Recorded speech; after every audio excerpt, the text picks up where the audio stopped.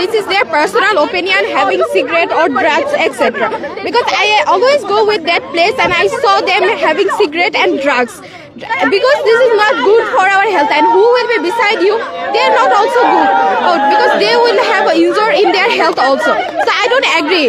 And always my little brother and sister ask me, what is this? And my parents always have to protect me. Why? Because I don't learn. And why? What we are learning from this generation? স্বরাষ্ট্র উপদেষ্টা বলেছিলেন যে দাবি করছে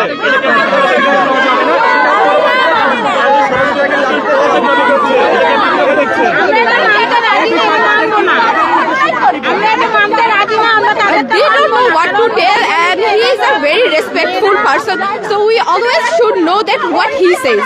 So they have very respectful place, that's why they have given this, but they are not obeying them. So this is the thing, they should obey all the respectful people, and they are not respecting any elders. So that's why we don't care about this. যেমনটি তারা বলছেন যে তারা আসলে চান না public প্লেসে ধূমপান করুক, এবং সেটি পুরুষ হোক অথবা মহিলা হোক। এখানে প্রকাশ্যে যে সিগারেট খাওয়াটা, এখানে তো আমাদের দণ্ডনীয় অপরাধ। আপনি প্রকাশ্যে সিগারেট কিভাবে খাবে? আমি মনে করেন যে আমাদের মুসল্লিকে আপনার সেদিন মানে আঘাত করছিল, উনি কিন্তু জাস্ট তারাবি নামাজে যাচ্ছিলেন। তারাবি নামাজে যাওয়ার সময় ওনাকে বলছিল এখানে কেন সিগারেট খাচ্ছেন, হ্যাঁ, এবং ওনার মুখের মধ্যে জ্বলন্ত কাপ ছুঁড়ে মারছে। এটা সাংঘাতিক, এটা আমি মনে করি যে উচিত হয় নাই।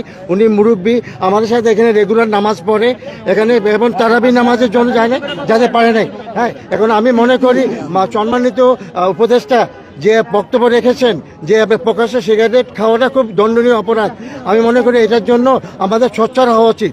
এবং এখানে আমি মনে করি এরিয়ার মধ্যে সিগারেট খাওয়া চলবে না, আমি মনে করি। হ্যাঁ, এবং সব জায়গায় এমন সিগারেট খেলে জরিমানা আছে, এই জরিমানাটা কেন আমরা আমাদের মাননীয় স্বরাষ্ট্র উপদেষ্টা মহোদয় যে কথা বলেছেন যে এই মাদকদ্রব্য সেবন করা ওপেন স্পেসে এটা আইনগত দণ্ডনীয় অপরাধ।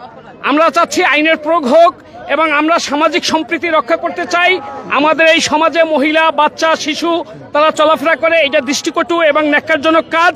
আমরা ওপেনলি মাদকদ্রব্য সেবন এবং সিগারেট খাওয়া এটা থেকে বিরত থাকি, রমজানের পবিত্রতা রক্ষা করি, ইসলামের প্রতি সম্মান প্রদর্শন করি, এবং মাননীয় পরিবেশ উপদেষ্টা মহোদয় এবং স্বরাষ্ট্র উপদেষ্টা মহোদয় যে দৃষ্টি আকর্ষণ করি এবং তারা যে বক্তব্য দিয়েছেন তাদের বক্তব্যকে আমরা স্বাগত জানাই এবং সমর্থন করি।